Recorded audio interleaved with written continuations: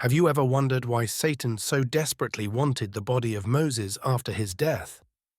This question might seem strange or even unsettling, but it is deeply rooted in biblical accounts. Moses, a towering figure in history, led the Israelites from Egyptian slavery to the doorstep of the Promised Land. He was the conduit for the Ten Commandments, a beacon of hope and faith. But what transpired after his demise was surprising. We invite you to explore the biblical truths about the intense dispute between Archangel Michael and the devil over Moses' remains. Prepare yourself as we uncover secrets and prophecies with contemporary analysis from start to finish. Stay with us and discover the divine mystery that awaits you. The Bible tells us that God laid Moses to rest in an undisclosed location. However, a peculiar event unfolded during this time. Moses was a man who experienced many divine revelations and performed great miracles in God's name. However, he also faced moments of weakness and error. One such moment occurred when, instead of speaking to the rock as God had commanded, he struck it with his staff. This act of disobedience had severe consequences, and God told him that he would not enter the Promised Land. Nevertheless, Moses remained a faithful servant and was honored by God in a special way.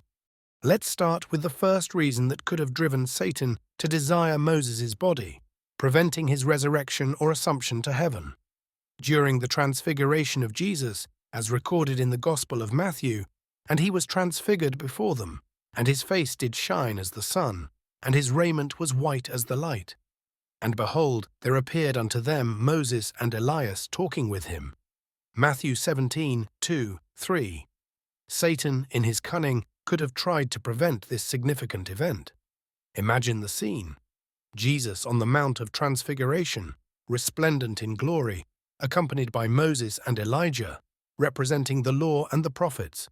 Satan, aware of the spiritual importance of this moment, could have attempted to prevent Moses from being present. Moses' presence alongside Elijah and Jesus is a powerful testimony to his continued spiritual significance. If Satan could have stopped this, he would have tried to undermine a crucial aspect of God's plan to reveal the glory of Christ. What was at stake here was the demonstration of God's redemptive plan, where the law and the prophets point to Jesus, the promised Messiah. Another reason was Satan's desire to use Moses' body as an object of idolatry for the Israelites. Let us recall the incident of the golden calf. And Aaron said unto them, Break off the golden earrings, which are in the ears of your wives, of your sons, and of your daughters, and bring them unto me. And all the people brake off the golden earrings, which were in their ears, and brought them unto Aaron. And he received them at their hand, and fashioned it with a graving tool, after he had made it a molten calf. And they said, These be thy gods, O Israel, which brought thee up out of the land of Egypt. Exodus 32:2-4. Knowing the Israelites' tendency towards idolatry, Satan could have planned to divert their true worship of God through the veneration of Moses' body. This event reveals human frailty in turning to the worship of tangible objects instead of maintaining faith in the invisible God. The temptation to transform Moses' body into an idol could have been a devastating blow to the spirituality of the Israelites. Imagine the Israelites, already prone to creating idols, being tempted to worship Moses' body. This would have completely diverted their focus from the true God. In his wisdom, God knew that the human heart is easily corrupted, and venerating Moses' remains could have become a spiritual stumbling block for the people.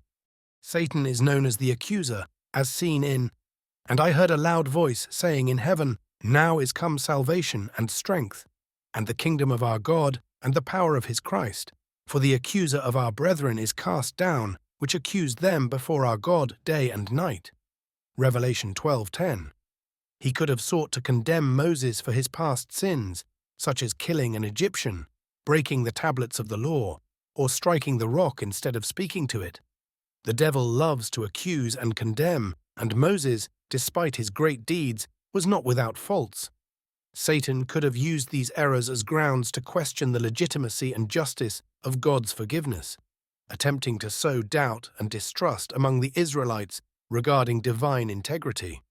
Imagine Satan as the prosecutor, bringing up all of Moses' errors in a celestial court, trying to discredit him and, by extension, undermine the people's faith in God's merciful and just character. In his constant quest to destabilize God's plans, Satan would use any opportunity to attack the integrity of those God has chosen. Satan could also have attempted to mock God's plan and power by claiming Moses' body.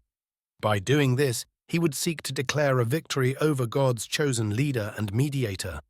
The devil, in his pride and rebellion, constantly tries to challenge God's plans. If Satan could have claimed Moses' body, he might have used it as a symbolic trophy of his defiance against divine designs, attempting to undermine the people's faith in God's sovereignty and power. Imagine Satan, arrogant and defiant, displaying Moses' body as a trophy, trying to prove that even God's chosen leaders were not beyond his reach. This act of defiance would be a symbolic blow against divine authority, an attempt to discredit God's power before the entire universe. Despite Satan's cunning plans, God's wisdom and power prevailed. Michael the archangel resisted Satan's attempts, affirming that the power to rebuke comes only from God. Yet Michael the archangel, when contending with the devil he disputed about the body of Moses, durst not bring against him a railing accusation, but said, "The Lord rebuke thee." Jude 1:9. This story highlights the importance of true worship and the need to resist Satan's temptations. God is always a step ahead, and his plans cannot be thwarted. God's supremacy is a constant theme throughout the Bible, from creation to redemption, showing that no force, however powerful it may seem, can alter divine plans. Beyond these points, there are various lessons we can learn from this narrative. The Bible offers several passages that can enrich our understanding of temptation, the importance of obedience, and the greatness of God's plan. Archangel Michael, despite his great authority and power, demonstrated humility when facing Satan. He did not use his own strength to rebuke the devil, but said, "The Lord rebuke thee." Jude 1:9. This teaches us to recognize that our strength comes from God, and that we must always depend on him to confront the forces of evil. Michael's humility is a reminder that regardless of our position or power, we must always submit to God's authority. This submission is an act of faith and trust in God's justice and power, acknowledging that he is the source of all true authority. Moses' story is also a powerful reminder of human frailty and the need for divine grace. Despite his great deeds, Moses made significant errors, such as striking the rock instead of speaking to it, and Moses and Aaron gathered the congregation together before the rock. And he said unto them, "Hear now, ye rebels, must we fetch you water out of this rock?" And Moses lifted up his hand, and with his rod he smote the rock twice. And the water came out abundantly, and the congregation drank, and their beasts also. And the Lord spake unto Moses and Aaron, "Because ye believed me not, to sanctify me in the eyes of the children of Israel, therefore ye shall not bring this congregation into the land which I have given them." Numbers 20:10-12. Nevertheless, God used him powerfully and even honored him personally by burying him. This teaches us that despite our failures, God can use us for his purposes if we remain faithful. Moses, a leader chosen and loved by God, was human and made mistakes. His life and errors remind us that God's grace is sufficient to forgive and use us despite our imperfections. The temptation to turn Moses' body into an idol underscores the importance of true worship. The Israelites often fell into idolatry, worshipping tangible objects instead of trusting in the invisible God. This event serves as a reminder that our worship should be directed solely to God and not to any other thing or person. "Thou shalt have no other gods before me. Thou shalt not make unto thee any graven image, or any likeness of anything that is in heaven above, or that is in the earth beneath, or that is in the water under the earth." Exodus 23:4. True worship is centered on God and his holiness. Any deviation towards idolatry is a betrayal of our covenant with God. This story underlines the need to keep our focus and worship exclusively on God, avoiding any form of idolatry. Michael's resistance to Satan is a powerful example of how we should deal with temptations. Finally, my brethren, be strong in the Lord and in the power of his might. Put on the whole armor of God, that ye may be able to stand against the wiles of the devil. Ephesians 6:10-11. We must always be vigilant and prepared, using God's word as our main defense.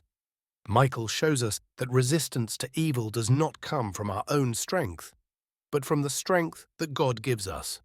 The armor of God, described in Ephesians, is a powerful metaphor for the spiritual tools we have at our disposal to resist temptations and remain firm in faith.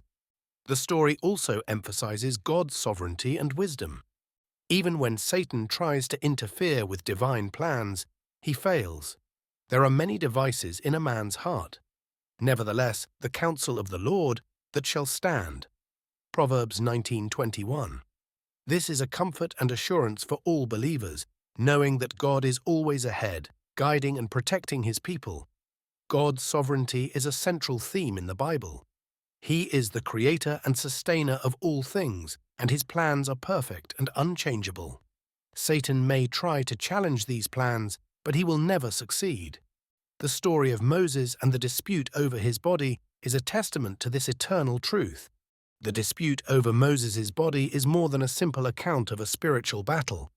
It is a story rich in lessons about worship, humility, grace, resistance, and God's sovereignty.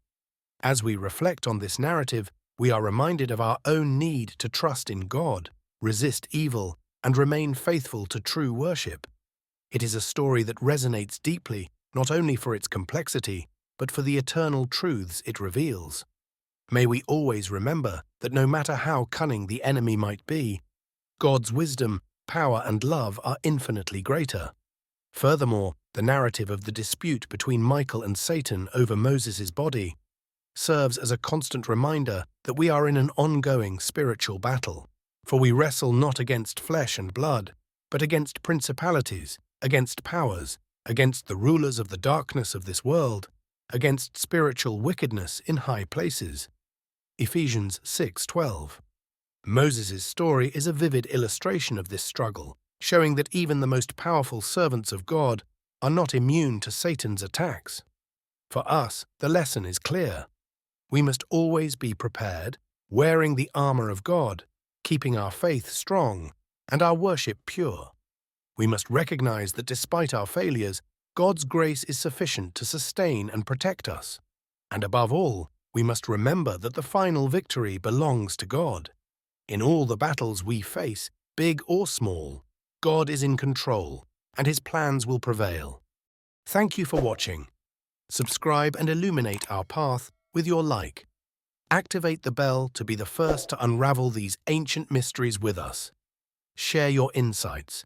Every comment is a step forward on our journey. Remember, at every corner of the unknown, a new secret awaits you.